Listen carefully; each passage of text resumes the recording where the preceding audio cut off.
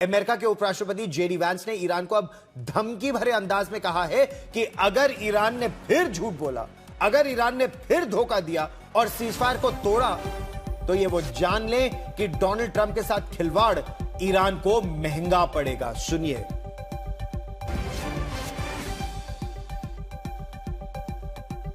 If the Iranians are willing, in good faith, to work with us, I think we can make an agreement. If they're going to lie, if they're going to cheat, if they're going to try to prevent even the fragile truce that we've set up from taking place, then they're not going to be happy.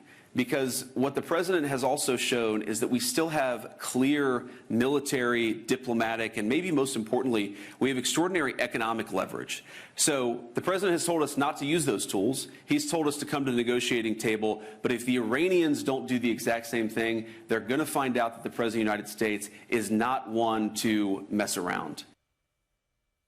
लेकिन क्या ये कोरे शब्द हैं? Iran को जो America धमकी दे रहा है, अमेरिका तो शब्द बाण चला रहा है, ईरान ने तो 40 दिन हर मिसाइल का जवाब दिया। और क्या अमेरिका घुटनों पर आ गया और सीजफायर को मान गया कि स्ट्रेट ऑफ हॉर्मुज खोल दो, हम बातचीत के लिए तैयार हैं? क्योंकि ईरान की शक्ति, संदीप, 28 फरवरी से ज्यादा आज 9 अप्रैल को ईरान की शक्ति ज्यादा है। स्ट्रेट ऑफ हॉर्मुज में, बाब अल मंदब में और जीसीसी गल्फ के सारे देश सब ईरान का खौफ खाएंगे। अमेरिका का तो खौफ रहा ही नहीं। बिल्कुल गौरव, आप सोच लीजिए, क्या अमेरिका को यह पता नहीं था कि ईरान की जो सबसे जो ट्रम्प कार्ड जो उनके हाथ में है, तुर्क का इक्का जो जिसको कहते हैं, वो स्ट्रेट ऑफ हॉर्मुज को बंद करने का था। लगातार 20-30 साल से ईरान इसी बात को लेके सारी उनकी जो मिलिट्री रणनीति वो प्लानिंग कर रहे थे, वो कैसे स्ट्रेट ऑफ हॉर्मुज को अगर उन पे हमला होता है किस तरह से वो उसको बंद करे। और अमेरिका को ये बिल्कुल पता भी नहीं चला कि जैसे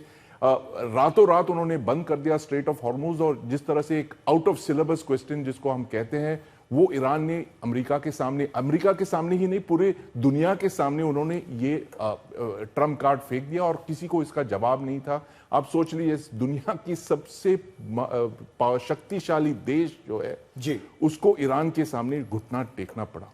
हालांकि संदीप, एक बात और है, अमेरिका दुनिया का सबसे शक्तिशाली देश तो है ही, आर्थिक महाशक्ति, सामरिक महाशक्ति। यूएस सेंटकॉम जो है उसका काम ही केवल स्ट्रेट ऑफ हॉर्मुज और अफगानिस्तान, पाकिस्तान और गल्फ के देशों पर नजर रखना है। बहरीन में यूएस नेवी की 5th फ्लीट है, उनका काम ही केवल स्ट्रेट ऑफ हॉर्मुज को खुला रखना है। क्या यह उनकी रणनीति हो सकती है कि अभी ईरान को उस पर कब्जा करने दो? ईरान जब $2 मिलियन पर जहाज, और इसकी आप आर्थिक स्थिति को देखिए, एक दिन में 100 से 150 जहाज वहां से निकलते हैं। तो अगर $2 मिलियन एक जहाज पर ईरान लेगा तो 100 जहाजों पर वो $200 मिलियन हो जाएगा, 150 पर $300 मिलियन हो जाएगा।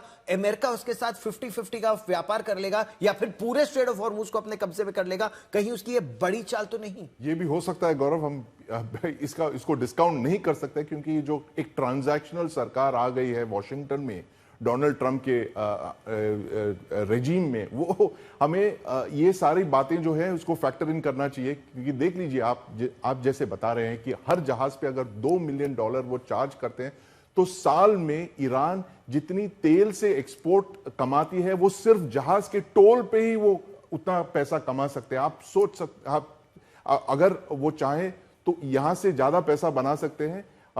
तेल की जो खपत है वो बंद कर सकते हैं और इसी टोल जंक्शन को चला के वो अपनी जो पूरी इकोनॉमी को जितना नुकसान पहुंचा है वो रीबिल्ड कर सकते हैं। तो रंगदारी में, वसूली में जितनी कमाई है ये ईरान दिखा सकता है, लेकिन ईरान को ये ओमान के साथ भी शेयर करना होगा। क्योंकि ये जो स्ट्रेट ऑफ हॉर्मुज को आप देख रहे हैं वहां मानचित्र पर, उत्तर में ईरान है तो दक्षिण में ओमान भी है। तो $1-1 मिलियन दोनों को साझा करना पड़ेगा, या फिर अमेरिका वहां भी 2 बिल्लियों की लड़ाई में बंदर का फायदा होता है और यह अमेरिका रोटी का टुकड़ा अपने लिए ले जाएगा। इससे भी इसको नकारा नहीं जा सकता।